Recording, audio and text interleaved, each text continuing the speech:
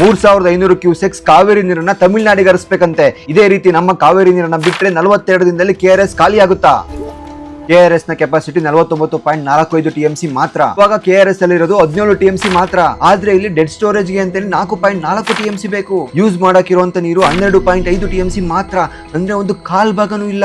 CWRC ಪ್ರಕಾರ ಮಳೆ ಬರ್ಲಿ ಬಿಡ್ಲಿ ತಮಿಳುನಾಡಿಗೆ 4.5 TMC ನೀರು ಬಿಡ್ಲೇಬೇಕಂತೆ. ಕಾವೇರಿ ಗಲಾಟೆ ನಮ್ಗೆ ಆಗ್ಬೇಕು, ರೈತರು ನೋಡ್ಕೊಂತಾರೆ ಅನ್ನೋ ಬೆಂಗಳೂರು ಜನಕ್ಕೆ ನೆನಪಿರ್ಲಿ. ನಾವು ಕುಡಿಯೋಕೆ ತೊಳೆಯೋಕೆ ಬಳಸೋದು 2 TMC ಕಾವೇರಿ ವಾಟರು.